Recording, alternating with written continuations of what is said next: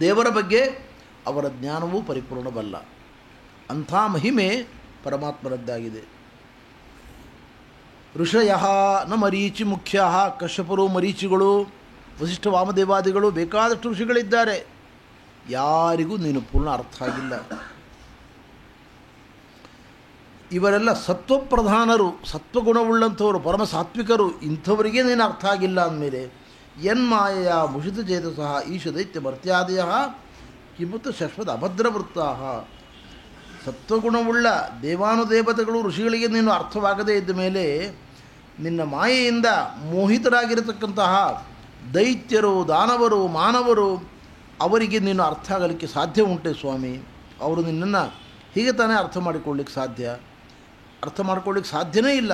ಕಾರಣ ಶಶ್ವತ ಅಭದ್ರವೃತ್ತಾ, ಯಾವಾಗಲೂ ಅಮಂಗಲ ಕೆಲಸವನ್ನೇ ಮಾಡುವವರವರು.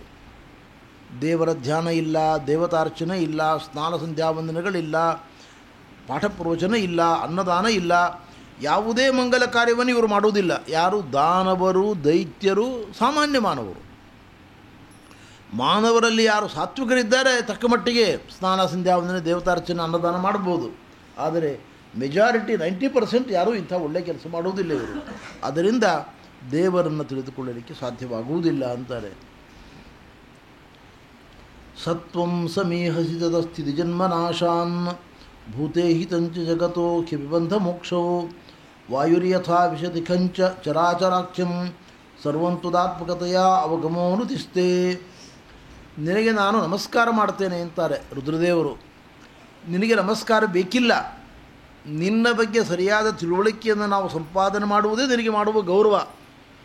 ನಿನಗೇನು ನಾವು ಪೀತಾಂಬರ ತಂದುಕೊಟ್ಟು ಉಡಿಸಿ ಸಂತೋಷಪಡಿಸಬೇಕಾದ್ದಿಲ್ಲ. ನೀನೇ ಸ್ವಯಂ ಪೀತಾಂಬರಧಾರಿ. ನಿನ್ನ ಬಳಿ ಎಲ್ಲ ಆಭರಣಗಳಿದ್ದಾವೆ, ಯಾವುದಕ್ಕೂ ನಿನಗೆ ಕೊರತೆ ಇಲ್ಲ. ಹಾಗಿದ್ದರೆ ನಾವು ಏನು ಮಾಡ್ಬೋದು? ನಿನ್ನನ್ನು ಸರಿಯಾಗಿ ತಿಳಿದು ನಿನ್ನ ಗುಣಗಳನ್ನು ಚಿಂತನೆ ಮಾಡಿದರೆ ಅದೇ ನಿನ್ನ ಸ್ತೋತ್ರ, ಅದೇ ನಿನಗೆ ಮಾಡುವ ಗೌರವ ಅಷ್ಟೇ. ನೀನು ಇಡೀ ಜಗತ್ತಿನ ಸ್ಥಿತಿ, ಸೃಷ್ಟಿ ಎಲ್ಲವನ್ನೂ ಮಾಡ್ತಾ ಇದ್ದಿ, ಎಲ್ಲದಕ್ಕೂ ನೀನು ಕಾರಣನಾಗಿದ್ದಿ. ಅವರವರ ಜೀವರಾಶಿಗಳ ಅಪೇಕ್ಷೆಗೆ ತಕ್ಕಂತೆ ಅವರಿಗೆ ಯೋಗ್ಯವಾಗಿರತಕ್ಕಂಥ ಗತಿಯನ್ನು ಕೊಡ್ತಾ ಇದ್ದಿ, ಬಂಧ ಮೋಕ್ಷಗಳನ್ನು ಕರುಣಿಸ್ತಾ ಇದ್ದಿ. ಎಲ್ಲದರ ಹೊರಗಿದ್ದಿ ನೀನು, ಎಲ್ಲದರ ಒಳಗೂ ಇದ್ದಿ, ಎಲ್ಲದರ ಹೊರಗೂ ಇದ್ದಿ. ಆದರೆ ಆಯಾಯ ಪದಾರ್ಥಗಳ ವಿಕಾರ ನಿನಗಿಲ್ಲ. ಹೇಗೆ? ಖಂ ವಾಯು, ಎರಡು ಉದಾಹರಣೆ. ಗಾಳಿ ಎಲ್ಲ ಕಡೆಗೆ ಇದೆ, ಆಕಾಶ ಎಲ್ಲ ಕಡೆಗೂ ಇದೆ. ಆಕಾಶ ಈ ಕೋಣೆಯ ಒಳಗೂ ಇದೆ, ಹೊರಗೂ ಇದೆ. ಈ ಕೋಣೆಯ ಒಳಗೆ ಏನಾದರೂ ಒಂದು ವಿಕಾರ ಉಂಟಾದರೆ, ಏನೋ ಒಂದು ಇಲಿ ಸತ್ತು ಹೋಗಿ ದುರ್ವಾಸನೆ ಬಂದರೆ ಆಕಾಶಕ್ಕೆ ಇರೋದರಿಂದ ಅಂಟುವುದಿಲ್ಲ, ಗಾಳಿಗೆ ವಿಕಾರ ಆಗುವುದಿಲ್ಲ. ಪದಾರ್ಥಗಳ ವೈಚಿತ್ರ್ಯದಿಂದ, ವಿಕಾರದಿಂದ ಗಾಳಿಗಾಗಲಿ ಆಕಾಶಕ್ಕಾಗಲಿ ಯಾವ ವಿಕಾರವೂ ಇಲ್ಲ. ಆಕಾಶಕ್ಕೆ ಏನೂ ಅಂಟುವುದಿಲ್ಲ, ಇಲ್ಲಿರುವ ಕೊಳೆ ಅಂಟುವುದಿಲ್ಲ, ಸುಗಂಧವೂ ಅಂಟುವುದಿಲ್ಲ. ಅದು ಅಸಂಗ.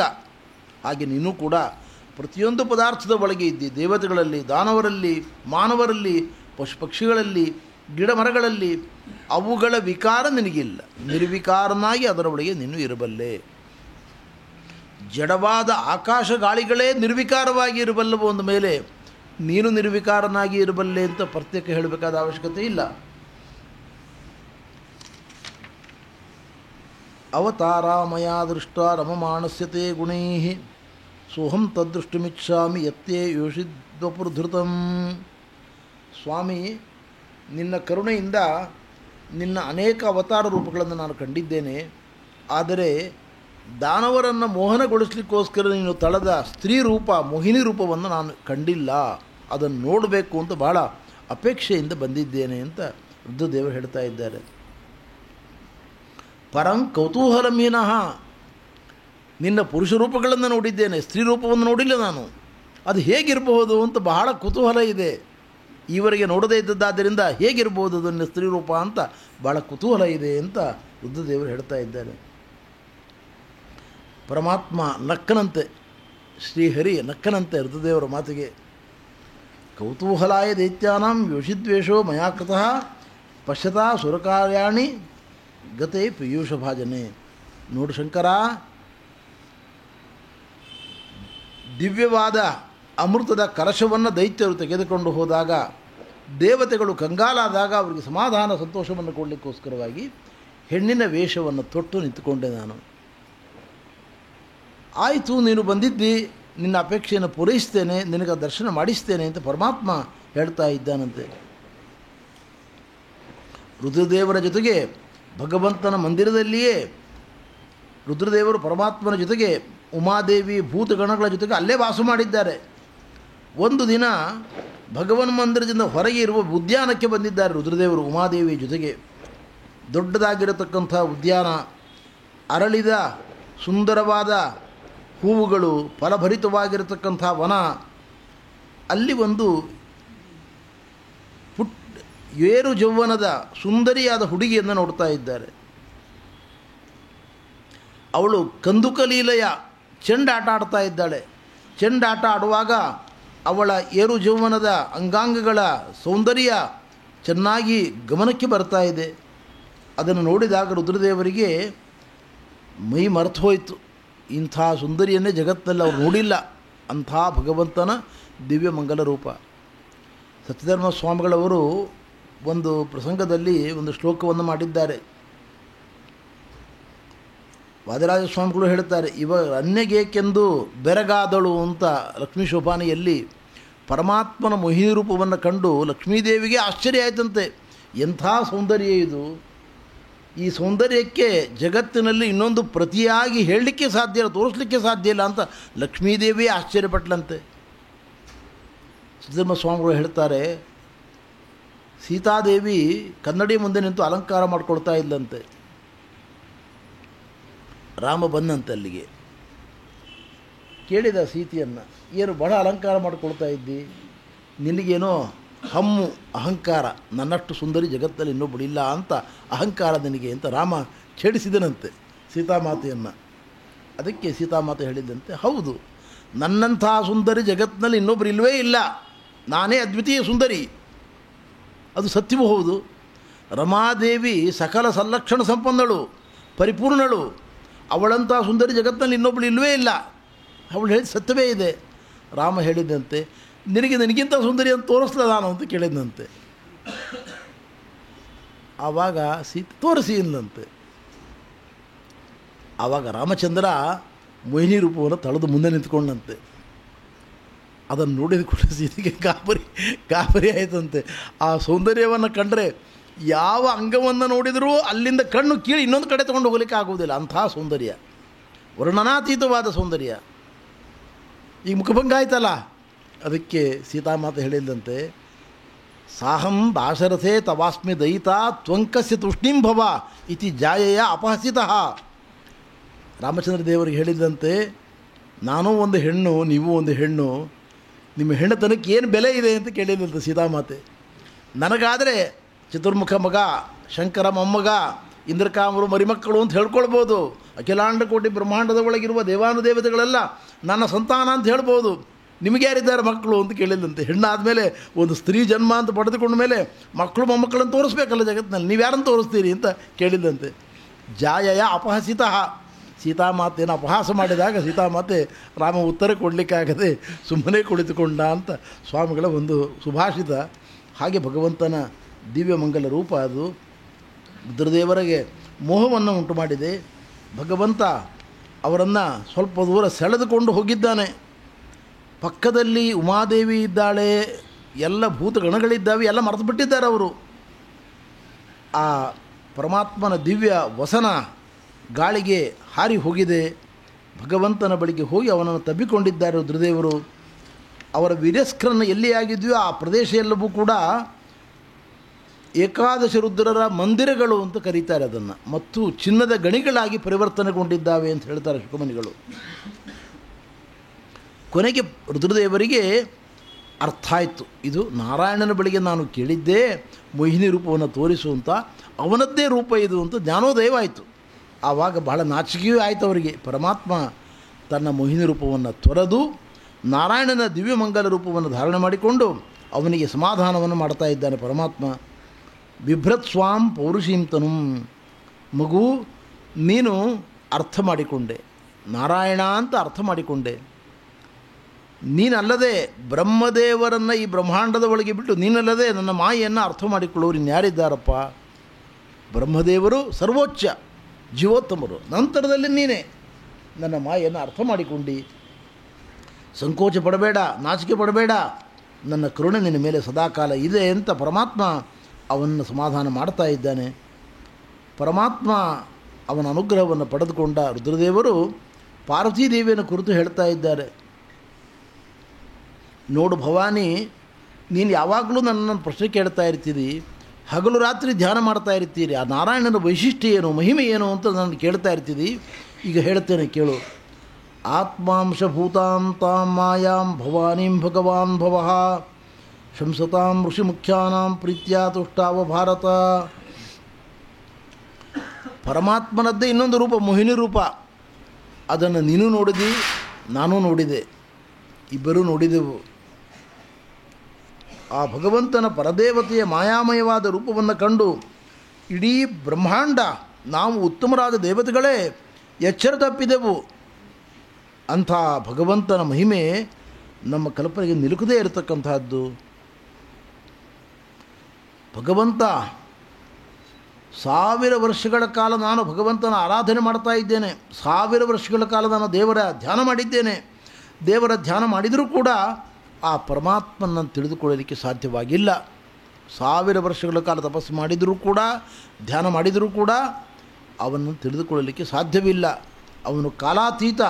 ವೇದಗಳೂ ಕೂಡ ಅವನ ಮಹಿಮೆಯನ್ನು ಕೊಂಡಾಡಲಿಕ್ಕೆ ವಿಫಲವಾಗಿದ್ದಾವೆ. ಇಂಥ ಭಗವಂತ ಅಂತ ಲಕ್ಷ್ಮೀ ಪಾರ್ವತಿಯನ್ನು ಕುರಿತು ರುದ್ರದೇವರು ಸ್ತೋತ್ರ ಮಾಡ್ತಾ ಇದ್ದಾರೆ. ಶುಕಮುನಿಗಳು ಫಲಶ್ರುತಿಯನ್ನು ಹೇಳ್ತಾರೆ. ಅಮೃತ ಮಥನವನ್ನು ಮಾಡಿ ಪರಮಾತ್ಮ ದೇವತೆಗಳಿಗೆ ಅಮೃತವನ್ನು ಕೊಟ್ಟ, ದಾನವರಿಗೆ ಅಮೃತವನ್ನು ಕೊಡದ, ರುದ್ರದೇವರಿಗೆ ಮೋಹವನ್ನು ಮಾಡಿದ ಈ ಮಂಗಲ ರೂಪವನ್ನು ಯಾರು ಧ್ಯಾನ ಮಾಡ್ತಾರೆ, ಈ ಪಠ್ಯಭಾಗವನ್ನು ಯಾರು ಪಾರಾಯಣ ಮಾಡ್ತಾರೆ, ಅವರಿಗೆ ನರಿಷ್ಯತೆ ಯಾವುದು ಸಮುದ್ಯಮಕ್ಕೋಚಿದೆ. ಏನಾದರೂ ಒಂದು ಒಳ್ಳೆಯ ಕೆಲಸ ಮಾಡಲಿಕ್ಕೆ ಹೋಗುವಾಗ ವಿಘ್ನಗಳು ಬರ್ತಾ ಇರ್ತದೆ. ನಾವು ಕಾಶಿಗೆ ಹೋಗಬೇಕು ಅಂದ್ಕೊಳ್ತೇವೆ, 10 ಬಾರಿಗೆ ಟಿಕೆಟ್ ಮಾಡಿಸ್ತೇವೆ, ಕ್ಯಾನ್ಸಲ್ ಮಾಡಬೇಕಾಗಿ ಬರ್ತದೆ, ಏನೂ ತೊಂದರೆ ಬರುತ್ತೆ. ಇಂಥ ಪ್ರಸಂಗದಲ್ಲಿ ಅಮೃತ ಮಥನದ ಕಥೆಯನ್ನು ನಾವು ಪಾರಾಯಣ ಮಾಡಿದರೆ ಬರುವ ವಿಘ್ನಗಳನ್ನು ಭಗವಂತ ದೂರ ಮಾಡಿ ನಮಗೆ ಆ ಇಷ್ಟಾರ್ಥವನ್ನು ಪೂರೈಸ್ತಕ್ಕಂಥವನಾಗ್ತಾನೆ ಅಂತ ಹೇಳ್ತಾ ಇದ್ದಾರೆ.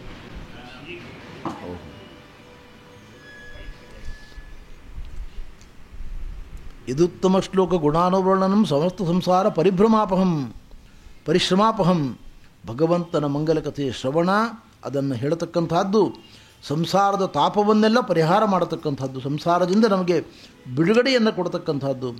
ಅಸದ ಅಭಿಷೇಮಂಗರಿಂ ಭಾವಗಮ್ಯಂ ಪ್ರಪನ್ನಾನ್ ಅಮೃತಂ ಅಮರವರ್ಯಾನ್ ಆಶಯತ್ ಸಿಂಧುಮತ್ಯಂ ಕಪಟ ಯುವತಿ ವೇಷಃ ಮೋಹಯನ್ ಸುರಾರಿನ್ ತಮ್ಯಂ ಉಪಸೃತಾನಾಂ ಕಾಮಪೂರಂ ನತೋಸ್ಮಿ.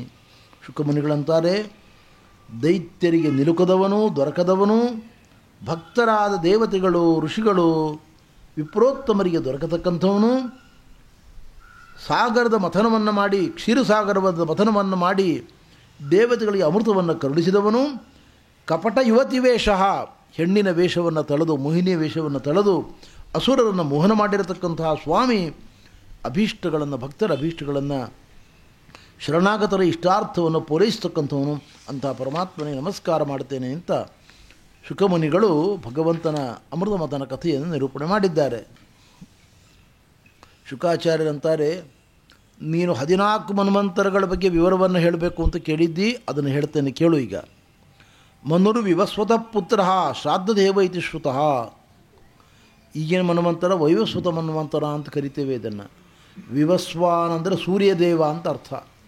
ವಿವಸ್ವಾನ್ ಅಂದರೆ ಸೂರ್ಯ, ಅವನ ಮಗ ವೈವಸ್ವತ, ಅವನು ಮನು ಪದವಿಯಲ್ಲಿರುವುದರಿಂದ ವೈವಸ್ವತ ಮನು ಅಂತ ಕರಿತೇವೆ. ಮೂಲತಃ ಅವನ ಹೆಸರು ಶ್ರಾದ್ದದೇವ ಅಂತ ಅವನ ಹೆಸರು. ಈಗಿನ ಮನುವಿನ ಹೆಸರು ಶ್ರಾದ್ದದೇವ ಅಂತ ಅವನ ಹೆಸರು, ವೈವಸ್ವತ ಮನು ಅಂತ ಕರಿತೇವೆ. ಈ ವೈವಸ್ವತ ಮನುವಿಗೆ 10 ಜನ ಮಕ್ಕಳು.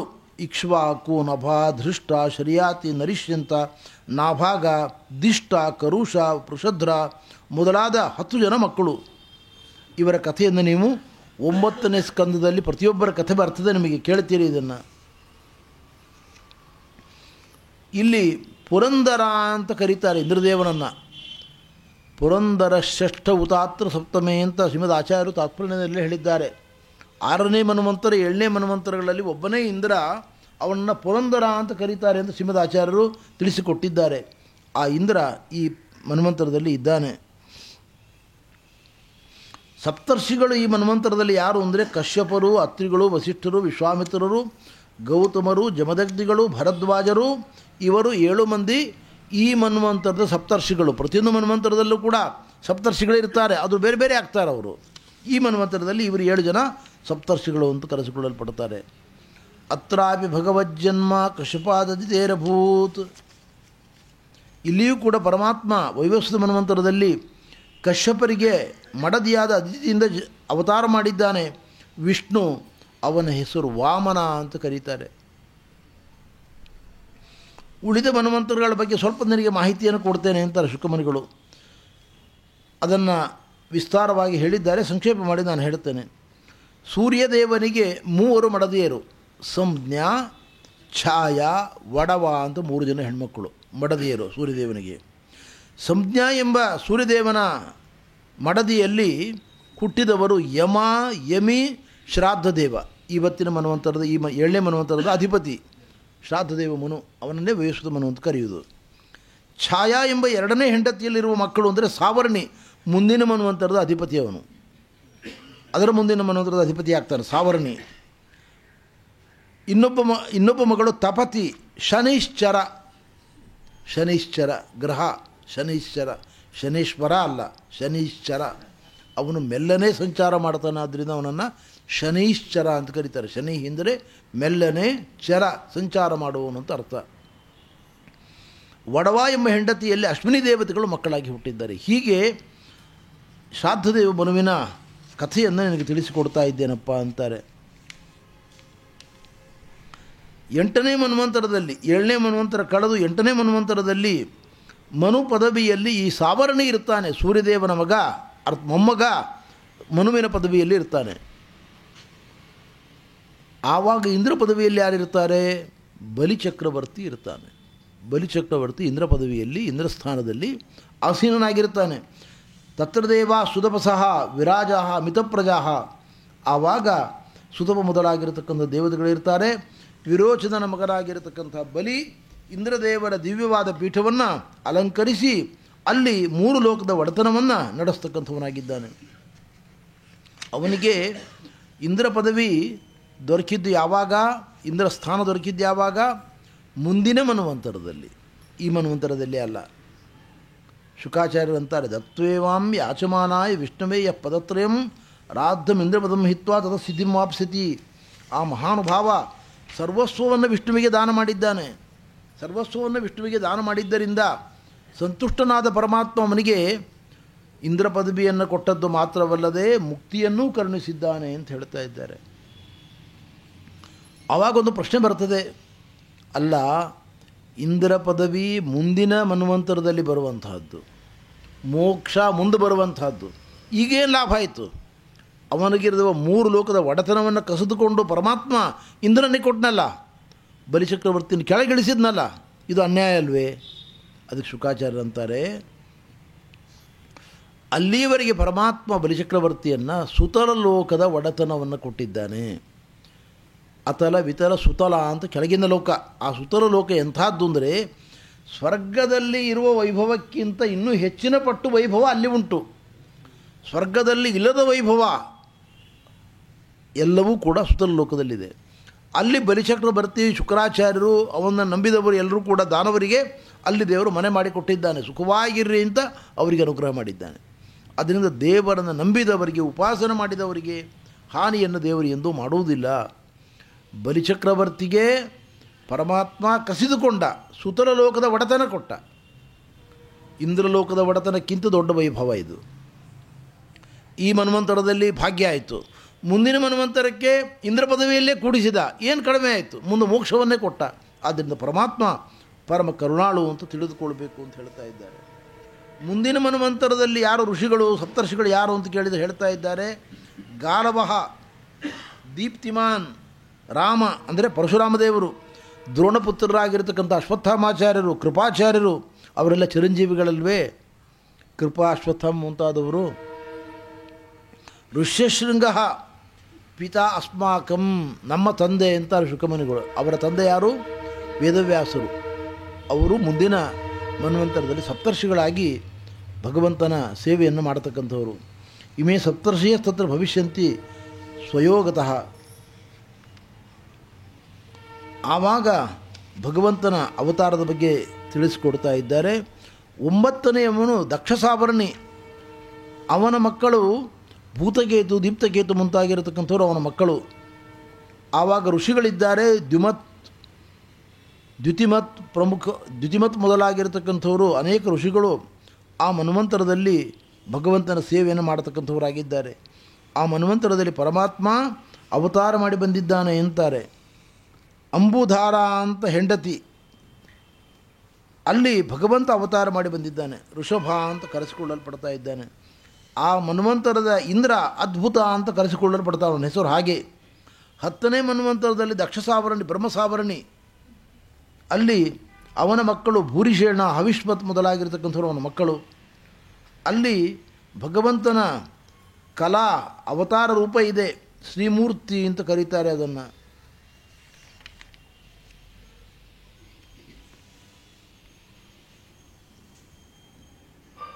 ಪರಮಾತ್ಮ ಶಾಂತ ಎಂಬುದಾಗಿಯೂ ಕೂಡ ಅಲ್ಲಿ ಅವತಾರ ಮಾಡಿ ಬಂದಿದ್ದಾನೆ.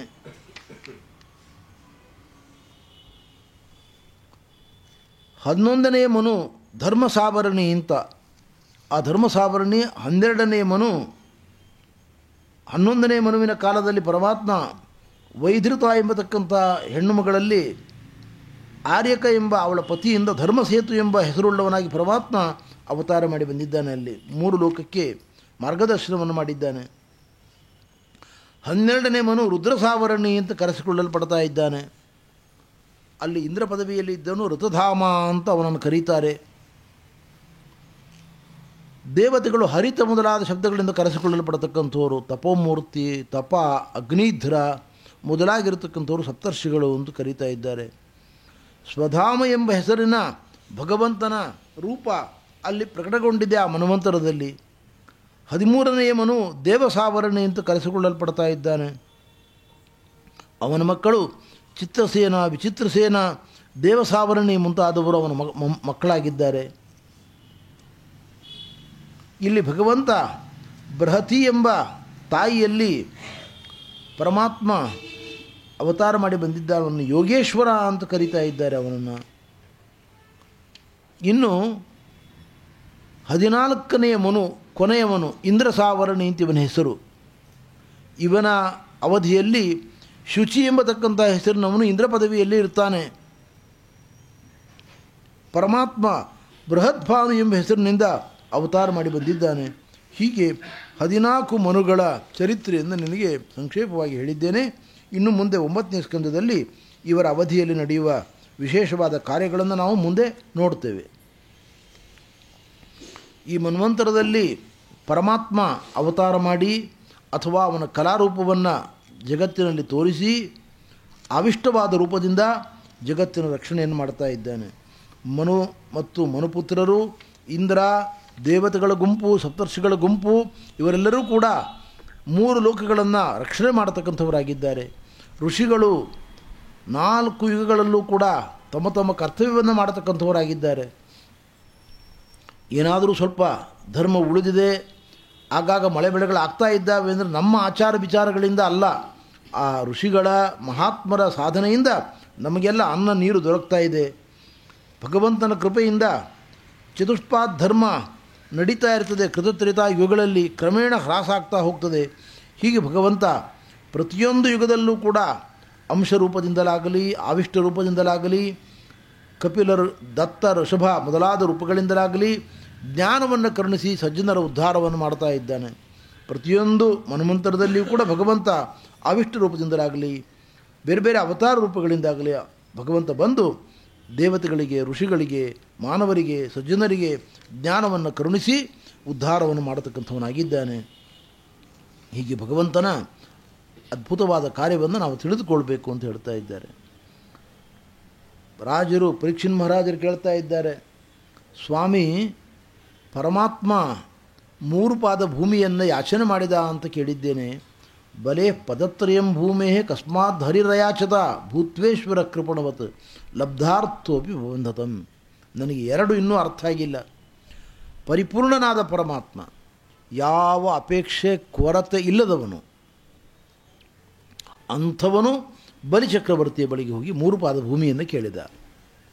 ಎರಡನೇದ್ದು ಕೇಳಿದ, ಅವನು ಕೊಟ್ಟ. ಬಲಿಚಕ್ರವರ್ತಿ ಯಾವ ಅಪರಾಧವೂ ಇಲ್ಲದೆ ಅವನನ್ನು ಬಂಧನ ಮಾಡಿದ ದೇವರು. ಬಂಧನ ಯಾಕೆ ಮಾಡಬೇಕಿತ್ತು? ಅವನು ಸರ್ವಸ್ವವನ್ನು ದಾನ ಮಾಡಿದ ಬಲಿಚಕ್ರವರ್ತಿಯನ್ನು ಬಂಧನ ಮಾಡಿದ್ದು, ಬಿರುನುಡಿಗಳನ್ನಾಡಿದ್ದು ಅನುಚಿತವಲ್ಲವೇ ದೇವರು ಮಾಡಿದ್ದು? ಹಾಗೆ ಇದು 2 ಪ್ರಶ್ನೆ ನನಗುಂಟು ಅಂತ ಕೇಳ್ತಾ ಇದ್ದಾರೆ. ಏತದ್ ವೇದಿತುಮಿಚ್ಛಾಮಃ, ಇದನ್ನು ನಾವು ತಿಳಿದುಕೊಳ್ಬೇಕು ಅಂತ ಬಯಸ್ತಾ ಇದ್ದೇವೆ. ಪರಂ ಕೌತೂಹಲಮ್ಮಿನಃ, ಈ ವಿಷಯವನ್ನು ತಿಳ್ಕೊಳ್ಬೇಕು ಅಂತ ಬಹಳ ನಮಗೆ ಉತ್ಸಾಹ ಇದೆ. ತಾವಿದನ್ನು ತಿಳಿಸಿಕೊಡಬೇಕು ಅಂತ ಹೇಳ್ತಾ ಇದ್ದಾರೆ. ಶುಕಮುನಿಗಳು ಹೇಳ್ತಾ ಇದ್ದಾರೆ, ಪರಾಜಿತ ಶ್ರೀರಸುಭಿಶ್ಚ ಹಾಪಿತಃ ಇಂದ್ರೇಣ ರಾಜನ್ ಗುರುಭಿಃ ಸಜೀವಿತಃ ಸರ್ವಾತ್ಮನಾ ತಾನ್ ಅಭಜತ್ ಭೃಗುನ್ ಬಲಿಃ ಶಿಷ್ಯೋ ಮಹಾನ್ ಸ್ವಾರ್ಥ ನಿವೇದನೇನ. ಯಾವಾಗ ದೇವತೆಗಳು ಅಮೃತವನ್ನು ಪಾನ ಮಾಡಿದರು, ದೈತ್ಯರಿಗೆ ಅಮೃತ ದೊರಕಲಿಲ್ಲ. ಇಷ್ಟೇ ಅಲ್ಲ, 3 ಲೋಕದ ಒಡೆಯನಾದ ಬಲಿಚಕ್ರವರ್ತಿ ಸ್ವರ್ಗವನ್ನು ಬಿಟ್ಟು ಕೆಳಗಿಳಿಬೇಕಾಯಿತು. ನಿರ್ಗತಿಕನಾದ ಬಲಿ ಈಗ ಅವನನ್ನು ನಂಬಿರತಕ್ಕಂಥ ಎಲ್ಲ ಕೋಟಿ ಕೋಟಿ ಸಂಖ್ಯೆ ಅಸುರರು, ದಾನವರು ಎಲ್ಲರೂ ನಿರಾಶ್ರಿತರಾದರು. ಆವಾಗ ಅವರನ್ನು ಕಾಪಾಡಿದವರು ಒಳ್ಳೆಯ ಬ್ರಹ್ಮಜ್ಞಾನಿಗಳಾಗಿರತಕ್ಕಂಥ ಮಹಾ ತಪಸ್ವಿಗಳಾಗಿರತಕ್ಕಂಥ ದೈತ್ಯ ಗುರುಗಳಾದ ಶುಕ್ರಾಚಾರ್ಯರು ರಕ್ಷಣೆ ಮಾಡಿದವರು. ಅವರ ತಪಸ್ಸನ್ನು ಧಾರ ಎರೆದು ಅವನಿಗೆ ಪ್ರಾಣವೇ ಹೋಗಿತ್ತು. ಎಲ್ಲರಿಗೂ ಯಾರದು ಪ್ರಾಣ ಹೋಗಿದೆ ಅವರಿಗೆ ಪ್ರಾಣವನ್ನು ಕೊಟ್ಟರು. ಕೈಕಾಲು ಕಳ್ಕೊಂಡವರು ಯುದ್ಧದಲ್ಲಿ ಕೈಕಾಲು ಬರುವಂತೆ ಮಾಡಿದರು. ಅವರಲ್ಲಿ ಎಲ್ಲ ವಿದ್ಯೆಗಳೂ ಇತ್ತು, ಸಂಜೀವಿನ್ಯಾದ ವಿದ್ಯೆಗಳಿತ್ತು ಅವರಲ್ಲಿ. ಆದ್ದರಿಂದ ಆ ಎಲ್ಲ ವಿದ್ಯೆಗಳನ್ನು ಬಳಸಿಕೊಂಡು ಬಲಿಚಕ್ರವರ್ತಿಗೆ ಬೆಂಗಾವಲಾಗಿ ನಿಂತುಕೊಂಡರು ಮಹಾನುಭಾವರು. ತಂ ಬ್ರಾಹ್ಮಣ ಭೃಗವಪ್ರಿಯಮಾಣ ಅಯಾಜಯನ್ ವಿಶ್ವಜಿತ ತ್ರಿಲೋಕಂ. ಬೇಕಾದಷ್ಟು ಯಜ್ಞ ಯಾಗಗಳನ್ನು ಮಾಡಿಸಿದ್ರು ಅವನ ಕಡೆಯಿಂದ. ಅದರಿಂದ ಪುಣ್ಯ ವೃದ್ಧಿ ಆಗ್ತಾ ಹೋಯಿತು, ಸಂಪತ್ತು ಬರಲಿಕ್ಕೆ ಶುರು ಆಯಿತು ಅವನಿಗೆ, ಸ್ಥಾನಮಾನಗಳು ಕೀರ್ತಿ ಎಲ್ಲ ಬಂತು. ವಿಶ್ವಜಿತ್ ಯಾಗವನ್ನು ಮಾಡಿಸಿದ್ರು ಅವನ ಕಡೆಯಿಂದ. ವಿಶ್ವಜಿತ್ ಯಾಗ ಅಂದರೆ ಸರ್ವಸ್ವ ದಕ್ಷಿಣಾಕವಾದ ಯಾಗ ಅಂತ ಕರೀತಾರೆ ಅದನ್ನು. ಎಲ್ಲವನ್ನೂ ದಾನ ಮಾಡಬೇಕು. ಆ ಯಾಗದಲ್ಲಿ ಎಲ್ಲವನ್ನೂ ದಾನ ಮಾಡಬೇಕು, ಏನನ್ನೂ ಇಟ್ಕೊಳ್ಳಿಕ್ಕಿಲ್ಲ. ಅವನು ಭಾಳ ಸುಂದರವಾಗಿದೆ, ಈ ಉಂಗುರ ಇಟ್ಕೋತೇನೆ, ಈ ಕಂಕಣ ಇಟ್ಕೊಳ್ತೇನೆ ಅನ್ನೋ ಹಾಗಿಲ್ಲ. ರಾಜ ಸರ್ವಸ್ವವನ್ನು ದಾನ ಮಾಡಬೇಕು. ಎಲ್ಲಿವರೆಗೆ ಅಂದರೆ ಅವನ ಮಡದಿಯರನ್ನು ಋಷಿಗಳ ಸೇವೆಗೋಸ್ಕರವಾಗಿ ಕೊಡಬೇಕು ಅವನು. ಆದರೆ ಋಷಿಗಳು ನಿನ್ನ ಮಡದ್ರಿಂದ ನಮಗೇನಾಗಬೇಕು, ಬೇಕಾಗಿಲ್ಲ ಅಂತ ವಾಪಸ್ ಕೊಡ್ತಾರೆ ಅಂತ ಶಾಸ್ತ್ರಗಳು ಹೇಳ್ತವೆ. ಅಂದರೆ ನಿಯಮ ಹೀಗಿದೆ, ಎಲ್ಲವನ್ನೂ ಕೊಡಬೇಕು, ಮಕ್ಕಳನ್ನೂ ಕೊಡಬೇಕು, ಎಲ್ಲವನ್ನೂ ದಾನ ಮಾಡಬೇಕು. ಅವನು ಯಾವುದನ್ನೂ ಇಟ್ಕೊಳ್ಳಿಕ್ಕಿಲ್ಲ. ಅವನು ಅಷ್ಟು ಕಠಿಣವಾದ ಒಂದು ಯಾಗ ಅದು ವಿಶ್ವಜಿತ್ ಯಾಗ. ಅದನ್ನು ಬಲಿಚಕ್ರವರ್ತಿಯಿಂದ ಮಾಡಿಸಿದ್ದಾರೆ ಅವರು. ಯಾಗ ಮುಗಿದ ಮೇಲೆ ವೇದ ಮಂತ್ರಗಳಿಂದ ಮಂತ್ರಪೂತವಾಗಿರತಕ್ಕಂಥ ಜಲವನ್ನು ಪ್ರೋಕ್ಷಣೆ ಮಾಡ್ತಾರೆ, ಅಭಿಷೇಕ ಮಾಡ್ತಾರೆ. ಆ ಅಭಿಷೇಕ ಮಾಡುವಾಗ ಏನಾಗ್ತದೆ ಅಂದರೆ ಎಲ್ಲ ಪಾಪದಿಂದ ಮುಕ್ತಿ ದೊರಕಿ ಉನ್ನತವಾದ ಸ್ಥಾನಮಾನಗಳು, ಅಧಿಕಾರ, ಎಲ್ಲವೂ ಬಲ ಎಲ್ಲವೂ ಕೂಡ ಬರ್ತಾ ಇದೆ. ಅಂಥ ಅನುಗ್ರಹವನ್ನು ಅವರು ಮಾಡಿದ್ದಾರೆ, ಶುಕ್ರಾಚಾರ್ಯರು ಮಾಡಿದ್ದಾರೆ. ಆ ವಿಶ್ವಜಿತ್ ಯಾಗ ಮುಗೀತಾ ಇರುವಂತೆ ಆ ಅಗ್ನಿಕುಂಡದಿಂದ ದಿವ್ಯವಾದ ಬಂಗಾರದ ರಥ ಹೊರಗೆ ಬಂದಿದೆ. ಸೂರ್ಯದೇವನ ಕುದುರೆಗಳಿಗೆ ಹೋಲುವಂತಹ ಸುಂದರವಾದ ಕುದುರೆಗಳು, ಬಲಿಷ್ಠವಾದ ಕುದುರೆಗಳು ಆ ರಥಕ್ಕೆ ಕಟ್ಟಿಕೊಳ್ಳಲ್ಪಟ್ಟಿರತಕ್ಕಂಥವುಗಳು. ಸಿಂಹಧ್ವಜ ಎಲ್ಲವೂ ಕೂಡ ಅಗ್ನಿದೇವನಿಂದ ಕೊಡಮಾಡಲ್ಪಟ್ಟಿದೆ ಬಲಿಚಕ್ರವರ್ತಿಗೆ. ಬಂಗಾರದ ಬಿಲ್ಲು, ಅಕ್ಷಯ ಬಾಣಗಳು, ಆ ತುಣೀರದಲ್ಲಿ ಬಾಣಗಳು ಅಕ್ಷಯವಾಗಿರತಕ್ಕಂಥ ಬಾಣಗಳನ್ನು ಕೊಟ್ಟಿದ್ದಾನೆ ಅಗ್ನಿದೇವ. ಅವನ ಅಜ್ಜ ಪ್ರಹ್ಲಾದರಾಜರು ಬಂದಿದ್ದಾರೆ ಆವಾಗ ಯಜ್ಞ ಮುಗಿಯುವಾಗ. ಪಿತಾಮಹಸ್ತಸ್ಯ ದದೌಚ ಮಾಲಾಂ, ಬಾಣದ ಒಂದು ಸುಂದರವಾದ ಮಾಲೆಯನ್ನು ಅವನಿಗೆ ಕೊಟ್ಟಿದ್ದಾರೆ, ಮೊಮ್ಮಗನಿಗೆ. ಶುಕ್ರಾಚಾರ್ಯರು ಒಂದು ಕಮಲವನ್ನು ಕೊಟ್ಟಿದ್ದಾರೆ ಅವನಿಗೆ, ಬಲಿಚಕ್ರವರ್ತಿಗೆ. ಬ್ರಾಹ್ಮಣರ ಸ್ವಸ್ತಿ ಮಂತ್ರ ಅವರೆಲ್ಲರ ಆಶೀರ್ವಾದವನ್ನು ಪಡೆದುಕೊಂಡಿದ್ದಾನೆ. ಆಶೀರ್ವಾದವನ್ನು ಪಡೆದುಕೊಂಡು ಬಲಿಚಕ್ರವರ್ತಿ ತಮ್ಮ ಅಜ್ಜನಾಗಿರತಕ್ಕಂಥ ಪ್ರಹ್ಲಾದರಾಜರನ್ನು ಕರೆದು ಅವರಿಗೆ ನಮಸ್ಕಾರ ಮಾಡಿದ್ದಾನೆ. ಬರೀ ನಮಸ್ಕಾರ ಅಲ್ಲ, ಪ್ರದಕ್ಷಿಣೆ ಹಾಕಿ ನಮಸ್ಕಾರ ಮಾಡಿದ್ದಾನೆ. ಪ್ರದಕ್ಷಿಣೀಕೃತ್ಯ ಕೃತ ಪ್ರಣಾಮ, ಪ್ರದಕ್ಷಿಣೆ ಮಾಡಿ ನಮಸ್ಕಾರ ಮಾಡಿದ್ದಾನೆ ಅಂತ. ಅದಕ್ಕೆ ನೋಡಿ, ಶ್ರಾದ್ದ ಕಾಲದಲ್ಲಿ ನಾವು ದರ್ಭಬ್ರಾಹ್ಮಣರಿಗೆ ನಮಸ್ಕಾರ ಮಾಡ್ತೇವೆ, ಅಲ್ಲೂ ಕೂಡ ಪ್ರದಕ್ಷಿಣೆ ಮಾಡಿ ನಮಸ್ಕಾರ ಮಾಡಬೇಕು, ಅದು ಕ್ರಮ. ಬ್ರಾಹ್ಮಣರಿಗೆ ಬರೀ ನಮಸ್ಕಾರ ಮಾಡಬಾರದು, ಪ್ರದಕ್ಷಿಣೆ ಹಾಕಿ ನಮಸ್ಕಾರ ಮಾಡಬೇಕು ಅಂತ. ಯಾಕೆ ಬ್ರಾಹ್ಮಣರಿಗೆ ನಮಸ್ಕಾರ ಮಾಡೋದು ಅಂದರೆ ಯಾವತೀರ್ವೈ ದೇವತಾ ತಾವಂತಹ ವೇದವಿಧಿ ಬ್ರಾಹ್ಮಣೇ ತಿಷ್ಠಂತಿ ಅಂತ. ಯಾರು ವೇದಾಭ್ಯಾಸವನ್ನು ಮಾಡ್ತಾರೆ ಅವರಲ್ಲಿ ಸಕಲ ವೇದಾಭಿಮಾನಿ ದೇವತೆಗಳ ಸನ್ನಿಧಾನ ಇರುತ್ತದೆ. ಆದ್ದರಿಂದ ಒಬ್ಬ ಬ್ರಾಹ್ಮಣಿಗೆ ನಮಸ್ಕಾರ ಮಾಡಿದರೆ ಒಳಗಿರುವ ಎಲ್ಲ ದೇವತೆಗಳಿಗೆ ನಮಸ್ಕಾರ ಮಾಡಿದಂತೆ ಆಗ್ತದೆ, ಭಗವದ್ ರೂಪಗಳಿಗೆ ನಮಸ್ಕಾರ ಮಾಡಿದಂತೆ ಆಗ್ತದೆ. ಒಂದು ವೇದ ಪಾರಾಯಣ ಮಾಡ್ತಾ ಇದ್ದಾನೆ ಅಂದ್ಕೊಳ್ಳಿ, ಬ್ರಾಹ್ಮಣ ಎಷ್ಟು ವೇದಾಕ್ಷರಗಳನ್ನು ಅವನು ಉಚ್ಚಾರ ಮಾಡ್ತಾನೋ ಅಷ್ಟು ಹರಿನಾಮಗಳನ್ನು ಉಚ್ಚಾರ ಮಾಡಿದಂತೆ. ವೇದಾಕ್ಷರಾಣಿ ಯಾವಂತಿ ಪಠಿತಾನಿ ದ್ವಿಜಾತಿಭಿ ತಾವಂತಿ ಹರಿನಾಮಾನಿ ಕೀರ್ತಿತಾನಿ ನ ಸಂಶಯ. ಆದ್ದರಿಂದ ಬ್ರಾಹ್ಮಣರು ವೇದ ಪಾರಾಯಣ ಮಾಡ್ತಾ ಇದ್ದಾರೆ ಎಂದರೆ ಸಕಲ ಪಾಪಕ್ಷೇಪವನ್ನು ಮಾಡಿಕೊಳ್ತಾರೆ ಅವರು ವೇದ ಪಾರಾಯಣದಿಂದ. ಅಷ್ಟು ಪವಿತ್ರವಾದ್ದು ವೇದ. ಅದಕ್ಕೋಸ್ಕರವಾಗಿ ಬ್ರಾಹ್ಮಣರು ನಮಸ್ಕಾರ ಮಾಡಬೇಕು. ಬಲಿ ಚಕ್ರವರ್ತಿ ಅವರನ್ನೆಲ್ಲ ಕರೆದು ಅವರಿಗೆಲ್ಲ ಪ್ರದಕ್ಷಿಣೆ ಹಾಕಿ ಸಾಷ್ಟಾಂಗ ನಮಸ್ಕಾರ ಮಾಡಿದ್ದಾನೆ. ಅಜ್ಜನಿಗೂ ಕೂಡ ನಮಸ್ಕಾರ ಮಾಡಿದ್ದಾನೆ. ಆ ರಥವನ್ನು ಏರಿಕೊಂಡು ಮಾಲೆಯನ್ನು ಧಾರಣೆ ಮಾಡಿಕೊಂಡು ಎಲ್ಲ ಆಯುಧಗಳಿಂದ ಅಲಂಕೃತನಾಗಿ ಅಲ್ಲಿಂದ ಅಗ್ನಿದೇವನಿಗೂ ಕೂಡ ನಮಸ್ಕಾರವನ್ನು ಮಾಡಿ ಭೂಮಿಯನ್ನು ನಡುಗಿಸ್ತಾ ಸ್ವರ್ಗಲೋಕಕ್ಕೆ ಬರತಕ್ಕಂಥವನಾಗಿದ್ದಾನೆ. ಸ್ವರ್ಗದ ವರ್ಣನೆಯನ್ನು ಮಾಡಿದ್ದಾರೆ ಶುಕಮುನಿಗಳು. ಎಲ್ಲ ವೈಭವದಿಂದ ಕೂಡಿರತಕ್ಕಂಥ ಸ್ವರ್ಗಲೋಕ, ವಿಶ್ವಕರ್ಮನಿಂದ ರಚಿತವಾಗಿರತಕ್ಕಂಥ ವಿಶಾಲವಾಗಿರತಕ್ಕಂಥ ಮಂದಿರಗಳು, ಉದ್ಯಾನಗಳು, ದೊಡ್ಡ ದೊಡ್ಡದ ವಿಶಾಲವಾಗಿರತಕ್ಕಂಥ ಬೀದಿಗಳು, ಎಲ್ಲ ಕಡೆಯಲ್ಲೂ ಕೂಡ ಒಳ್ಳೊಳ್ಳೆಯ ಸುಂದರವಾಗಿರತಕ್ಕಂಥ ಮರಗಳು, ಹೆಮ್ಮರಗಳು, ಅದರ ಜೊತೆಗೆ ವಿನೋದಕ್ಕೆ ಬೇಕಾಗಿರತಕ್ಕಂತಹ ದೊಡ್ಡ ದೊಡ್ಡ ಭವನಗಳು, ನಾಟಕ, ನೃತ್ಯ, ಸಂಗೀತ ಇವೆಲ್ಲವನ್ನೂ ಕೂಡ ಅಲ್ಲಿ ನೋಡ್ಬೋದು, ಕಾಣಬಹುದು. ಸುಂದರಿಯರಾಗಿರತಕ್ಕಂಥ ಸ್ತ್ರೀಯರು, ದೇವತಾ ಸ್ತ್ರೀಯರು ಅಲ್ಲಿ ವಾಸ ಮಾಡ್ತಾ ಇದ್ದಾರೆ. ಅಂತಹ ದಿವ್ಯವಾಗಿರತಕ್ಕಂಥ ಒಂದು ಸ್ವರ್ಗವನ್ನು ಆಕ್ರಮಿಸಿದ್ದಾನೆ, ಬಂದಿದ್ದಾನೆ ಬಲಿಚಕ್ರವರ್ತಿ. ಸುರಸ್ತ್ರೀ ಕೇಶ ಬಿಭ್ರಷ್ಟ ನವ ಸುಗಂಧಿಕ ಸೃಜಾಂ ಯತ್ರ ಆಮೋದಮುಪಾದಾಯ ಮಾರ್ಗ ಆವಾತಿ ಮಾರುತಃ. ದೇವತಾ ಸ್ತ್ರೀಯರ ಜಡೆ ಹಾಕ್ಕೊಂಡಿದ್ದಾರಲ್ಲ, ಅಲ್ಲಿರತಕ್ಕಂತಹ ಪೂಸಿಕೊಂಡಿರತಕ್ಕಂಥ ಸುಗಂಧದ ಒಂದು ವಾಸನೆ ಬೀದಿಯ ಎಲ್ಲ ಕಡೆಯಲ್ಲೂ ಕೂಡ ಬರ್ತಾ ಇದೆ. ಅಂಥ ಸುಗಂಧಭರಿತವಾಗಿರತಕ್ಕಂಥ ಲೋಕ ಸ್ವರ್ಗಲೋಕ. ಅಲ್ಲಿ ಬಲಿಚಕ್ರವರ್ತಿ ಆಗಮಿಸ್ತಕ್ಕಂಥವನಾಗಿದ್ದಾನೆ.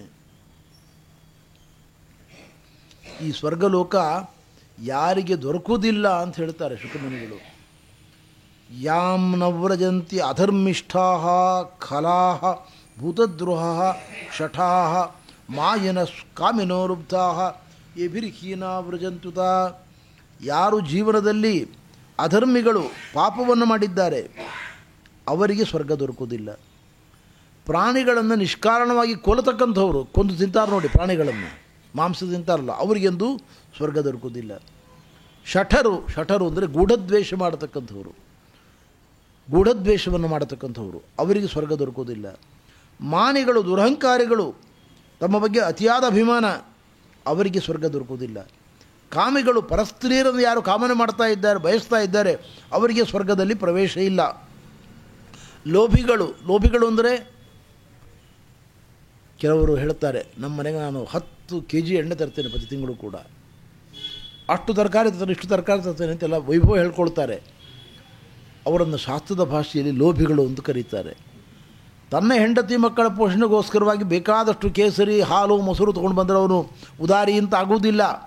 ಪಾತ್ರರಾದ ಬ್ರಾಹ್ಮಣರಿಗೆ ಅನ್ನದಾನಕ್ಕೆ ಯಾವನು ವ್ಯಯ ಮಾಡ್ತಾ ಇದ್ದಾನೆ, ವಿನಿಯೋಗ ಮಾಡ್ತಾ ಇದ್ದಾನೆ, ಅವನು ಲೋಭಿ ಅಲ್ಲ ಅಂತ ಶಾಸ್ತ್ರ ಹೇಳ್ತದೆ. ವಿಜಯಧ್ವಜರು ವ್ಯಾಖ್ಯಾನ ಮಾಡ್ತಾ ಹೇಳ್ತಾರೆ, ಲುಬ್ಧಾಹ ಸತ್ಪಾತ್ರೆ ಅದಾತಾರಹ. ಸತ್ಪಾತ್ರರಿರುವಾಗ ಜ್ಞಾನಿಗಳು, ಸ್ವಾಮಿಗಳು, ವಿದ್ಯಾರ್ಥಿಗಳು, ವೇದಾಭ್ಯಾಸ ಮಾಡುವ, ಶಾಸ್ತ್ರಾಭ್ಯಾಸ ಮಾಡುವ ವಿದ್ಯಾರ್ಥಿಗಳು ಅವರಿಗೆ ಅನ್ನದಾನ ಮಾಡಬೇಕು. ಅವರಿಗೆ ಅನ್ನದಾನ ಮಾಡದೆ ಯಾರು ದುಡ್ಡನ್ನು ಶೇಖರಣೆ ಮಾಡ್ತಾ ಇರ್ತಾರೋ ಅವರನ್ನು ಲೋಭಿಗಳು ಅಂತ ಕರೀತಾರೆ. ತನ್ನ ಮನೆಗೆ ಬೇಕಾದಷ್ಟು ಸಂಪಾದನೆ ಮಾಡ್ಕೊಂಡು ಸುಖವಾಗಿ 3 ಹೊತ್ತು ತಿನ್ಕೊಂಡಿದ್ದಾನೆ ಅಂದರೆ ಅವನು ಲೋಭಿ ಅಲ್ಲ ಅಂತ ಆಗಬೇಕಾದರೆ ಪಾತ್ರರಿಗೆ ದಾನವನ್ನು ಮಾಡಬೇಕು ಅಂತ ವ್ಯಾಖ್ಯಾನ ಮಾಡ್ತಾ ಇದ್ದಾರೆ. ಹೀಗೆ ಇಂದ್ರದೇವರ ಬಳಿಗೆ ಬಂದಿರತಕ್ಕಂತಹ ಬಲಿಚಕ್ರವರ್ತಿ ಅದನ್ನು ನೋಡಿದ್ರು. ಇಂದ್ರದೇವರು ನೋಡಿದ ಕೂಡಲೇ ಅವರಿಗೆ ಗಾಬರಿ ಆಯಿತು. ಅವರಿಗೆ ಓಹೋ, ಬಲಿಚಕ್ರವರ್ತಿ ಸಾಮಾನ್ಯ ಅಲ್ಲ, ಈಗ ಅವನಿಗೆ ಅತ್ಯಂತ ಬಲವನ್ನು ಪಡೆದುಕೊಂಡು ಬಂದಿದ್ದಾನೆ, ಏನು ಮಾಡಬೇಕು ಅಂತ ವಿಚಾರ ಮಾಡಿದರು. ತಕ್ಷಣ ಗುರುಗಳ ಬಳಿಗೆ ಹೋಗೋಣ, ಬೃಹಸ್ಪತಿ ಆಚಾರ್ಯರ ಬಳಿಗೆ ಹೋಗೋಣ, ಅವರು ಏನು ಮಾರ್ಗದರ್ಶನ ಮಾಡ್ತಾರೋ ಅದನ್ನು ಮಾಡೋಣ ಅಂತ ಅಲ್ಲಿಗೆ ಬರ್ತಾ ಇದ್ದಾರೆ. ಮಖವಂಸ್ತದಭಿಪ್ರೇತ್ಯ ಬಲೇ ಪರಮಮುದ್ಯಮಂ ಸರ್ವದೇವಗಣೋಪೇತಃ ಗುರುಮೇತದುವಾಚ. ಅನೇಕ ಗಣ್ಯ ನಾಯಕರನ್ನು ಕರೆದುಕೊಂಡು, ದೇವತೆಗಳ ಪ್ರಮುಖರನ್ನು ಕರೆದುಕೊಂಡು ಗುರುಗಳಾದ ಬೃಹಸ್ಪತ್ಯಾಚಾರ್ಯರನ್ನು ಕೇಳ್ತಾ ಇದ್ದಾರೆ, ಸ್ವಾಮಿ ನಾವೇನು ಮಾಡಬೇಕೀಗ? ಆವಾಗ ಬಲಿಚಕ್ರವರ್ತಿಯ ವೈಭವವನ್ನು ಕಂಡು ಅವ್ರು ಹೇಳ್ತಾ ಇದ್ದಾರೆ, ನೋಡು ಇಂದ್ರ, ಬಲಿಚಕ್ರವರ್ತಿ ಹೇಗಿದ್ದಾನೆ ಅಂದರೆ ಅವನ ಮುಖದಿಂದ ಕಣ್ಣುಗಳಿಂದ ಬೆಂಕಿ ಉಗುಳ್ತಾ ಇದ್ದಾನೆ. ಇವತ್ತು ಸೇಡು ತೀರಿಸ್ಕೊಳ್ಳಿಕ್ಕೋಸ್ಕರ ಬಂದಿದ್ದಾನೆ. ಇದಕ್ಕೆ ಹಿಂದೆ ಅವನಿಗೆ ದೊಡ್ಡ ಬಲ ಇದೆ. ಯಾರ ಬಲ ಅಂದರೆ ಶಿಷ್ಯಾಯ ಉಪಭೃತಂ ತೇಜ, ಗುರುಗಳಾದ ಶುಕ್ರಾಚಾರ್ಯರ ಪರಮಾನುಗ್ರಹ ಇದೆ. ಅವರು ಬೇಕಾದಷ್ಟು ಯಜ್ಞಯಾಗಗಳನ್ನು ಮಾಡಿಸಿ ತುಂಬ ಅವನಿಗೆ ಬಲವನ್ನು ತಂದುಕೊಟ್ಟಿದ್ದಾರೆ, ಪುಣ್ಯವನ್ನು ತುಂಬಿಕೊಟ್ಟಿದ್ದಾರೆ, ಅನುಗ್ರಹ ಮಾಡಿದ್ದಾರೆ. ಆದ್ದರಿಂದ ಬ್ರಾಹ್ಮಣರ ಆಶೀರ್ವಾದವನ್ನು ಪಡೆದುಕೊಂಡಿರತಕ್ಕಂತಹ ಬಲಿಚಕ್ರವರ್ತಿಯನ್ನು ನೀನು ಯುದ್ಧ ಮಾಡಿ ಈಗ ಗೆಲ್ಲಲಿಕ್ಕೆ ಸಾಧ್ಯವಿಲ್ಲ. ಭವದ್ವಿಧೋ ಭವಾನ್ವಾಪಿ ವರ್ಜಯಿತ್ವೇಶ್ವರಂ ಹರಿಂ, ಶ್ರೀಮನ್ನಾರಾಯಣನನ್ನು ಹೊರತುಪಡಿಸಿ ಬೇರೆ ಯಾರೂ ಈ ಸಮಸ್ಯೆಗೆ ಪರಿಹಾರ ಕೊಡಲಿಕ್ಕೆ ಸಾಧ್ಯವಿಲ್ಲ. ಆದ್ದರಿಂದ ನೀನು ನಿನ್ನ ಗಣದೊಂದಿಗೆ ಎಲ್ಲ ದೇವತೆಗಳಿಂದ ಕೂಡಿಕೊಂಡು ಸ್ವರ್ಗವನ್ನು ತೆರವು ಮಾಡಿ ಹೊರಟು ಹೋಗ್ಬಿಡು ಅಂತ ಹೇಳಿದರು. ಸ್ವರ್ಗವನ್ನು ತೆರವು ಮಾಡು, ಖಾಲಿ ಮಾಡು, ಇಲ್ಲಿಂದ ಅದೃಶ್ಯರಾಗಿ ಹೊರಟು ಹೋಗ್ರಿ. ಎಷ್ಟು ಕಾಲದವರೆಗೆ ಹೀಗಿರಬೇಕು? ಎಷ್ಟು ಕಾಲದವರೆಗೆ ಅವನು ಸ್ವರ್ಗದಲ್ಲಿ ಅಧಿಪತಿಯಾಗಿರ್ತಾನೆ, 3 ಲೋಕವನ್ನು ಆಳ್ತಾನೆ. ಯಾವ ಗುರುಗಳ ಅನುಗ್ರಹದಿಂದ ಅವನು ಉನ್ನತಿಯನ್ನು ಪಡೆದಿದ್ದಾನೋ ಅದೇ ಗುರುಗಳ ಶಾಪ ಬರುವ ತನಕ ನೀವು ಕೆಳಗಿರಬೇಕು, ನೀವಿಲ್ಲಿ ಬರ್ಕೂಡುದು. ಅದೊಂದು ಕಾಲ ಬರುತ್ತೆ, ಯಾವಾಗ ಬರುತ್ತೆ ಅದು. ಯಾವ ಗುರು ಅನುಗ್ರಹದಿಂದ ಅವನಿಗೆ ಉನ್ನತಿ ಉಂಟಾಯಿತೋ ಅದೇ ಗುರುಗಳ ಶಾಪದಿಂದ ಕೆಳಗೆ ಬೀಳ್ತಾನೆ. ಅಲ್ಲಿವರೆಗೆ ನೀವು ಪ್ರತೀಕ್ಷೆ ಮಾಡಬೇಕು, ಬೇರೆ ದಾರಿ ಇಲ್ಲ. ನೀವು ಸ್ವರ್ಗದಲ್ಲಿದ್ದರೆ ಅವನೇ ಎಳೆದು ಹಾಕ್ತಾನೆ ನಿಮ್ಮನ್ನು. ಅವನಿಂದ ಎಳೆದು ಹಾಕ್ಸ್ಕೊಳ್ಳೋದಕ್ಕಿಂತ ನೀವೇ ಜಾಗವನ್ನು ಬಿಟ್ಟು ತೆರವು ಮಾಡೋದು ವಿವೇಕ ಅಂತ ಬೃಹಸ್ಪತ್ಯಾಚಾರ್ಯ ಹೇಳ್ತಾ ಇದ್ದಾರೆ. ಆವಾಗ ದೇವತೆಗಳು ತಕ್ಷಣದಲ್ಲಿ ಗುರುಗಳಾದ ಬೃಹಸ್ಪತ್ಯಾಚಾರ್ಯರ ಸೂಚನೆಯಂತೆ ಹಿತ್ವಾ ತ್ರಿವಿಷ್ಟವಂ ಜಗ್ಮುಹು ಗೀರ್ವಾಣ ಕಾಮರೂಪಿಣಃ, ಅಲ್ಲಿಂದ ಎಲ್ಲರೂ ಕೂಡ ತೆರಳ್ತಾ ಇದ್ದಾರೆ. ಹೀಗೆ ಬಲಿಚಕ್ರವರ್ತಿ 3 ಲೋಕದ ಆಧಿಪತ್ಯವನ್ನು ಪಡೆದುಕೊಂಡು 3 ಲೋಕದ ಅಧೀನ ಎಲ್ಲವನ್ನೂ ತನ್ನ ಕೈಯಲ್ಲಿಟ್ಟುಕೊಂಡು ಎಲ್ಲವನ್ನು ಕೂಡ ಆಳತಕ್ಕಂಥವನಾಗಿದ್ದಾನೆ ಅಂತ ಹೇಳ್ತಾ ಇದ್ದಾರೆ. ಮಧ್ವೇಶ ಅರ್ಪಣ ವಸ್ತು, ಶ್ರೀಕೃಷ್ಣ ಅರ್ಪಣ ವಸ್ತು.